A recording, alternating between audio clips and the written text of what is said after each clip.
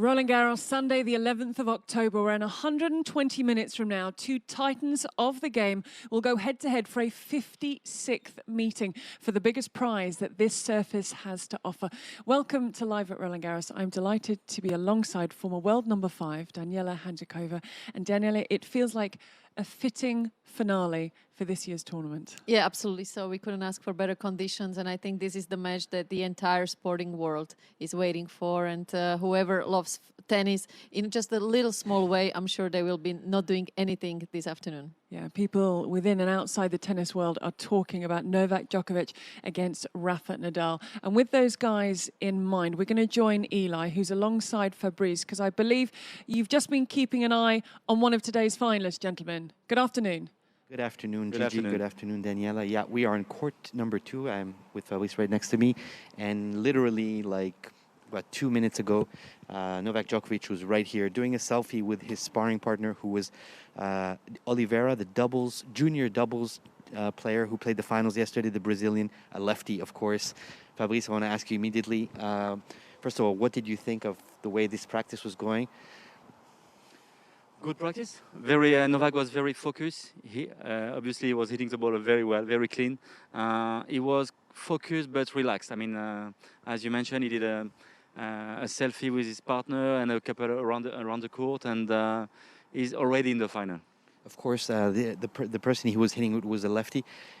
You have a little story, not such a long time ago, because I want to know for this kid, it was an amazing moment to warm up the #1 in the world.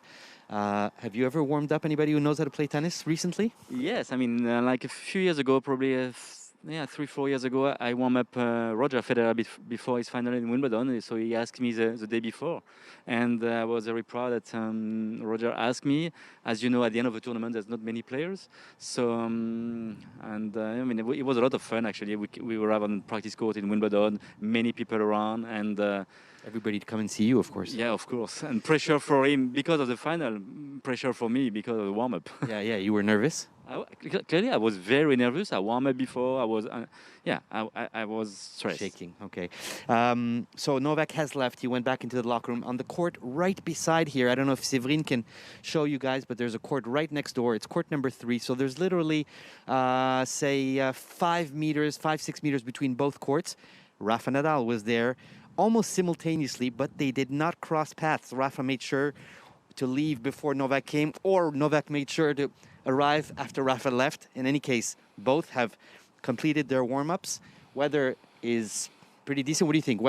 Who's favoring the weather for the moment?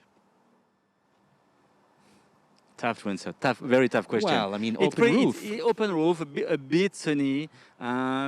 Courts are a bit more dry than in the first 10 days. Regarding what we had at the beginning of the tournament, it's pretty good for Rafa. Okay, it's pretty good for Rafa. We'll go check Philippe Chatrier conditions. We'll see you in a little bit and tell you how the court looks over there. Thank you very much for now. And if we stay on conditions for a second, they are getting warmer, courts are getting dry. It's not going to bounce up as high as Nadal would like.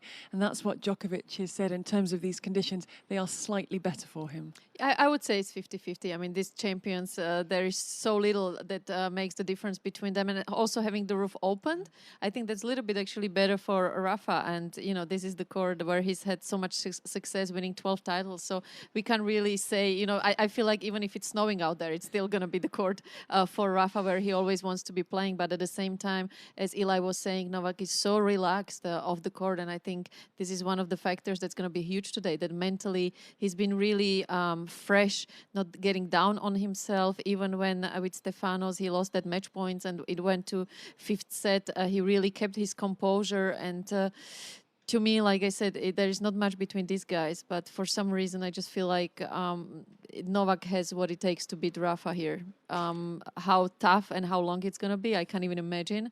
But obviously we can't predict the future, but I just have a feeling this might be the time for Novak to be able to do that. The numbers are crazy. The 56 meeting between them, it's a 9th and a Grand Slam final. They're 4-all in terms of how those previous 8 are split. We just saw Novak Djokovic, now Nadal, both going for history. Nadal looking to tie up with Federer's 20 Grand Slam singles titles, and Djokovic looking to become the only man or woman to have 2 titles, Grand Slam, at least twice, because Rafa's missing the Australian second one. Yeah, I mean, it's just crazy how much there is on the line, but I think this is where both guys are so good to put all of that aside, keep that in mind in case they need it as extra motivation, but I don't think they need to. You know, with them, it's all about winning this match. They know all the eyes from the sporting world are on them, and I think just listening to them in their interviews, they really appreciate that they have another opportunity for the 56th time to face each other, and it's the biggest rivalry we have actually in sports, being able to play against each other so many times. So I think for all of us here watching it live and at home, it's just such a privilege to be able to witness another battle between them. And no surprises between the two. They know each other on court, off court. They know exactly what they're going to get when they step out of court in terms of game plans and patterns of play. Yeah, I can't even imagine what it must feel like. I mean, for me personally, it was so hard when I had to play someone for the 10th time. So for the 56th time, I mean, where do you even start? So even that tactic, I know what you know. I'm not going to surprise you by doing something completely different. Well, I'm sure they've done that for at least 20 times. So maybe they go back to basics, well, what worked for them the first 2-3 times they were playing each other. So this is where you just have to really admire, and we can have discussions. What do we think? Who's gonna win and why? But at the end of the day, it's one of those matches that you just sit back, relax, and really appreciate every single second of it. Nadal's won the 2 meetings here in the Roland-Garros final. Every time he steps out onto Philippe Chatrier, Nadal, in commentary, at some point we will say, must be so tough for the opponent. He's won 12 titles. This is his backyard. How much will that affect Novak Djokovic, if at all? Because it's a phenomenal record that Rafa Nadal has on this court. Yeah, I think it works, that record, against anyone but Novak. I think Novak is so tough mentally. And yes, of course, he respects Rafa big time, and he's very well aware of that fact. But at the same time, he's done so much in his career. So I think if there is one player that can put all of those stats that work so well here for Rafa aside, that's definitely Novak.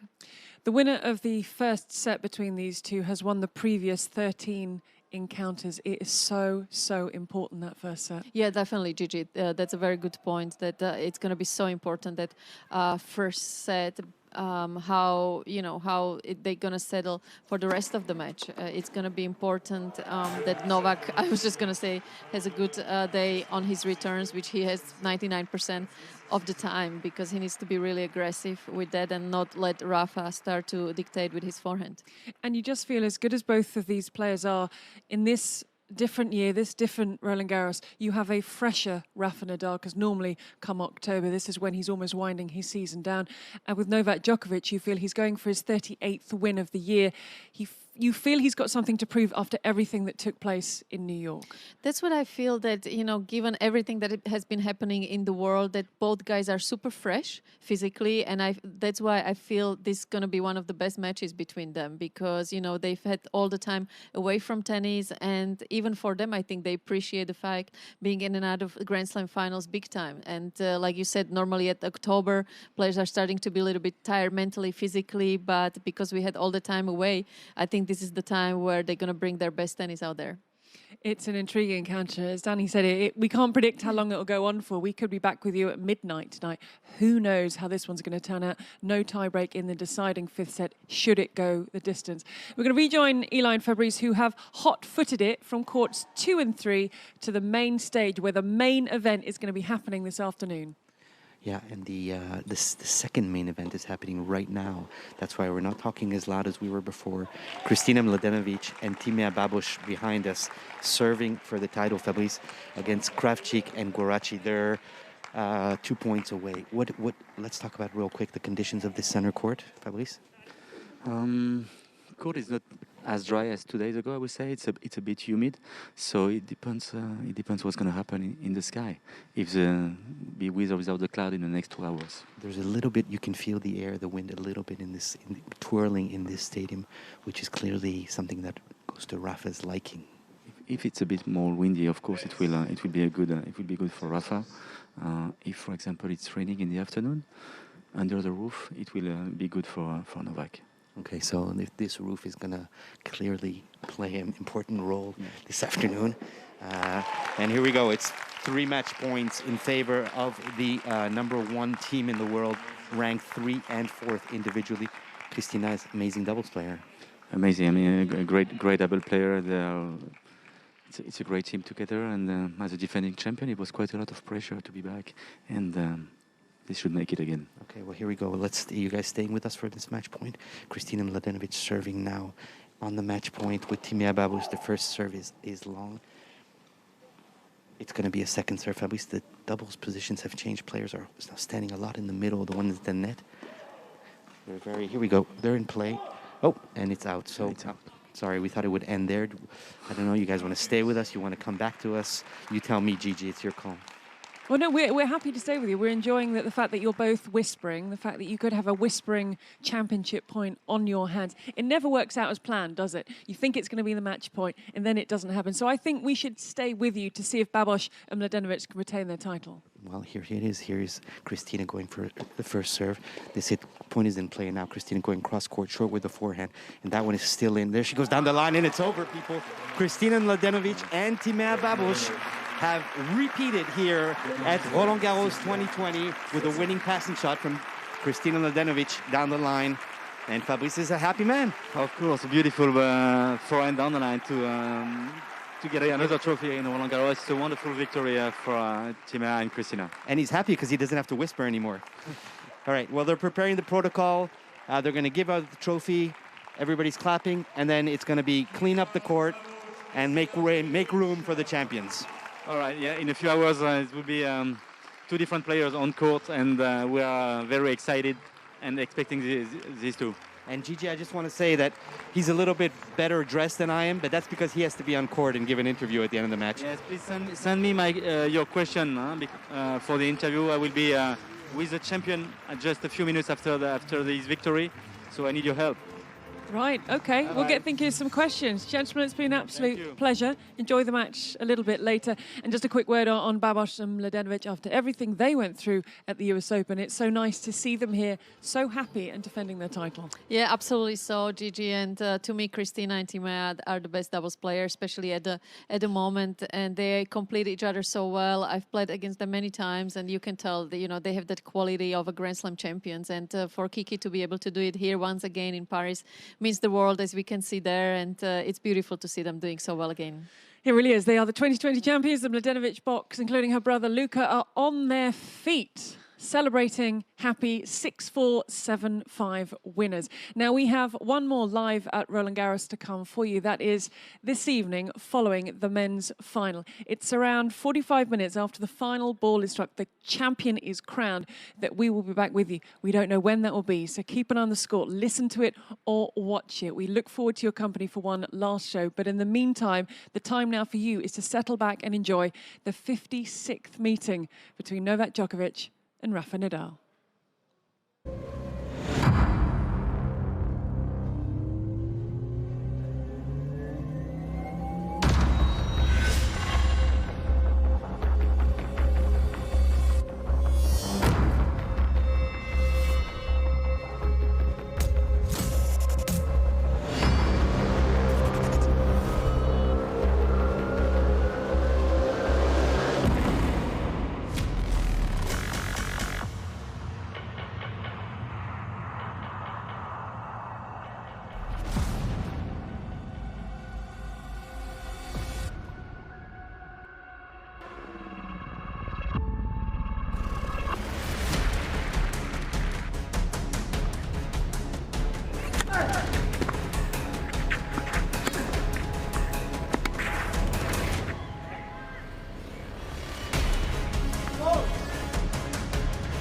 Malheureusement, sans doute blessure, Novak Djokovic montre à l'abandon. Jeu 7 des matchs, Nadal.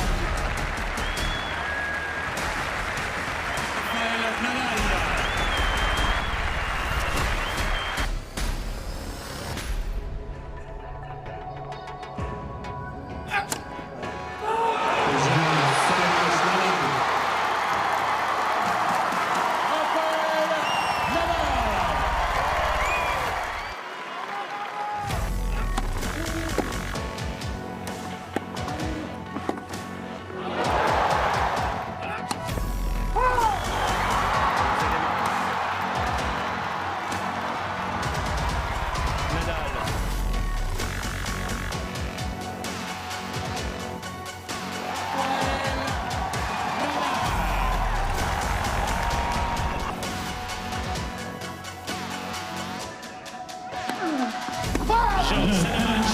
Djokovic, 7-5, 6-3, 6-5.